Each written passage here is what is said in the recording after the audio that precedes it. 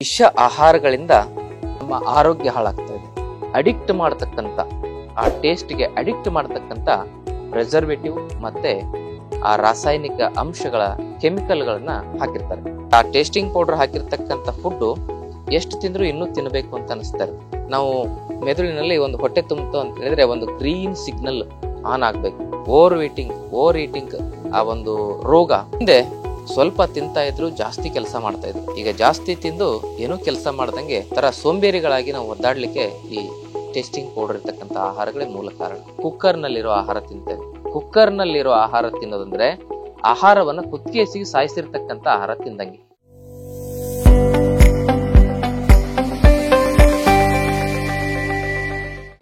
ಓಂ ಶ್ರೀ ಗುರು ಬಸವಲಿಂಗಾಯ ನಮಃ. ಓಂ ನಮಃ ಶಿವಾಯ. ಸರ್ವರಿಗೂ ಭಕ್ತಿಯ ಶರಣಾರ್ಥಿಗಳು.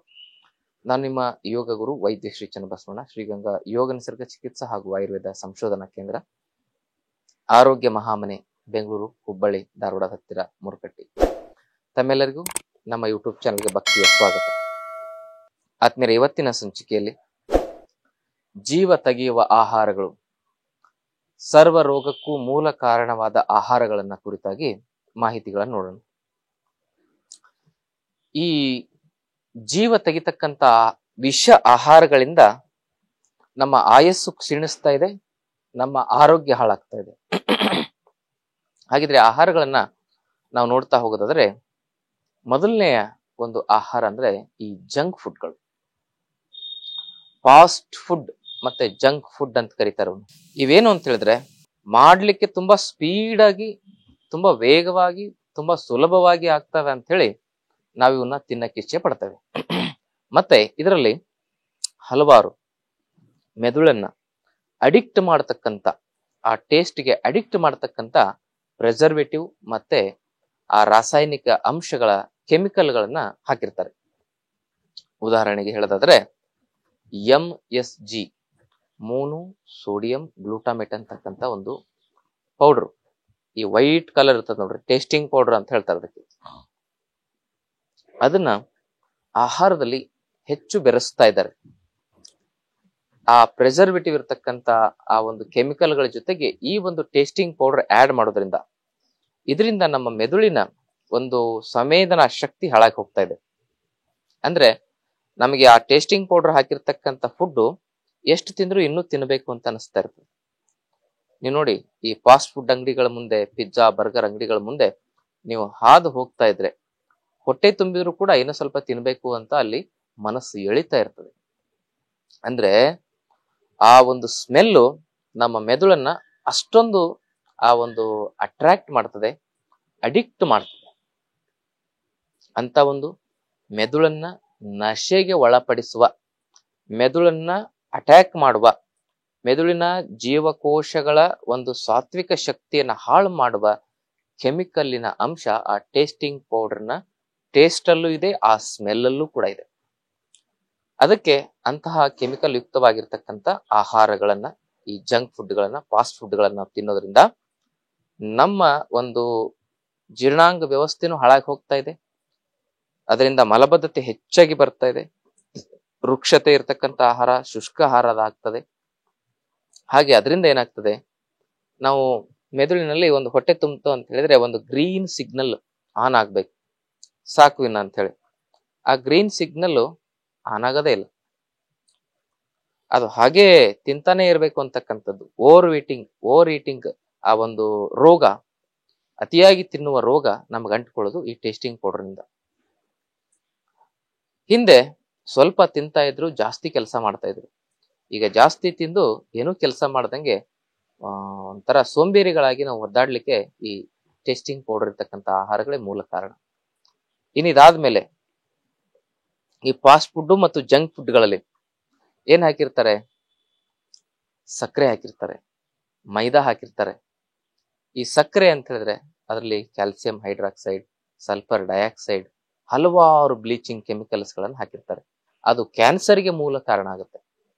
ಮೈದಾ ಅಂತ ಹೇಳಿದ್ರೆ ಅದು ಕರಳಿಗೆ ಹೆಂಗ್ ಅಂಟ್ಕೊಳ್ಳುತ್ತಂದ್ರೆ ಕರಳಿನ ಆರೋಗ್ಯವನ್ನೇ ಹಾಳು ಮಾಡುತ್ತೆ. ಯಾವಾಗ ಗಟ್ ಹೆಲ್ತ್ ಹಾಳಾಗುತ್ತೆ ಅವಾಗ ನಮ್ಮ ಜೀವನದ ಗಟ್ಟಿತನವೇ ಹಾಳಾಗಿ ಹೋಗ್ತದೆ.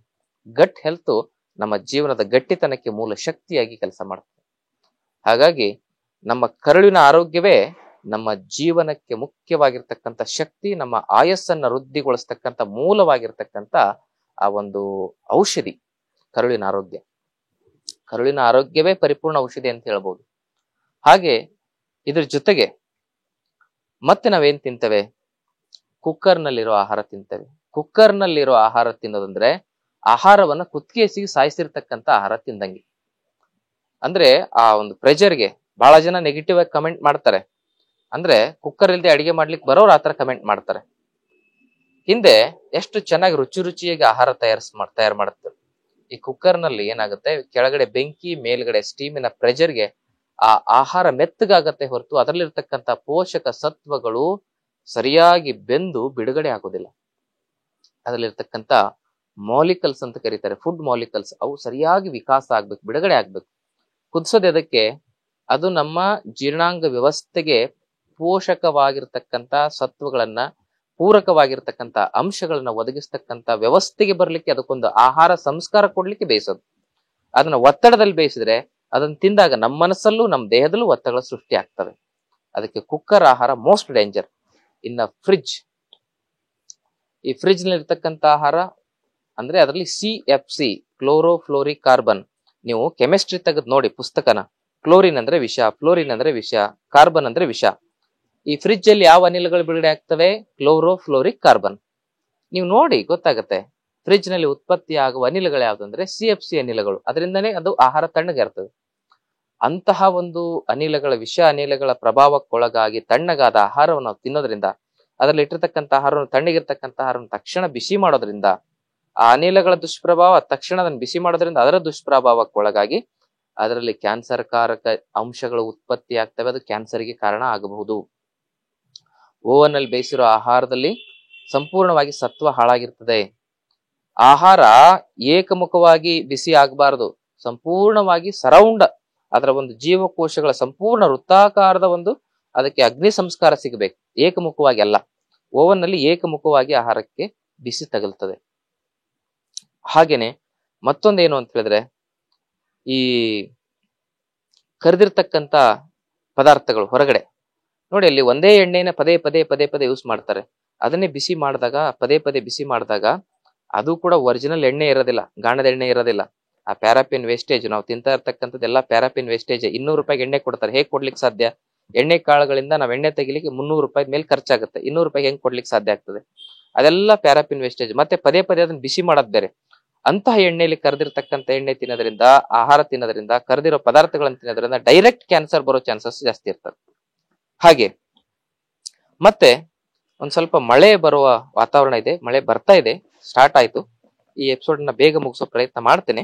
ಹಾಗೇನೆ ಮತ್ತೆ ಬೇಕರಿ ಪದಾರ್ಥಗಳು, ಆಮೇಲೆ ice cream, chocolate, bread, biscuit, ಇಂಥವೆಲ್ಲವುಗಳು ಕೂಡ ಇದ್ರಲ್ಲಿ ಏನಾಗಿರ್ತವೆ ಅಂತ ಹೇಳಿದ್ರೆ ಆಡೆಡ್ ಪ್ರೆಸರ್ವೇಟಿವ್ಸ್ ಮತ್ತೆ ಕೆಮಿಕಲ್ಗಳು. ಪ್ರೆಸರ್ವೇಟಿವ್ ಅಂತ ಹೇಳಿದ್ರೆ ನಮ್ಮ ಜೀವಕ್ಕೆ ಹಾನಿಯನ್ನ ಮಾಡುವ, ಜೀವ ಕುತ್ತು ತರುವ ಮಾರಣಾಂತಿಕ ಕಾಯಿಲೆಗಳಾಗಿರ್ತಕ್ಕಂಥ ಕಿಡ್ನಿ ಪ್ರಾಬ್ಲಮ್, ಲಿವರ್ ಪ್ರಾಬ್ಲಮ್, ಹೃದಯದ ಸಮಸ್ಯೆಗಳು, ಮೆದುಳಿನ ವಿಕಾರಗಳು, ನರಮಂಡಲ ತೊಂದರೆ, ಮತ್ತೆ ನಪುಂಸಕತ್ವ, ಬಂಜಿತನದ ಸಮಸ್ಯೆಗಳು, ಆಮೇಲೆ ನರಗಳ ಒಂದು ವೀಕ್ನೆಸ್ ಆಗಿರ್ಬೋದು, ಮಾಂಸಖಂಡಗಳ ವೀಕ್ನೆಸ್ ಆಗಿರ್ಬೋದು, ನಮ್ಮ ಎಲ್ಲಾ ವ್ಯವಸ್ಥೆನ ಹಾಳು ಮಾಡ್ತಕ್ಕಂತ ಒಂದು ಹಾಳು ಅಂಶಗಳು ಅದರಲ್ಲಿ ಇರ್ತವೆ.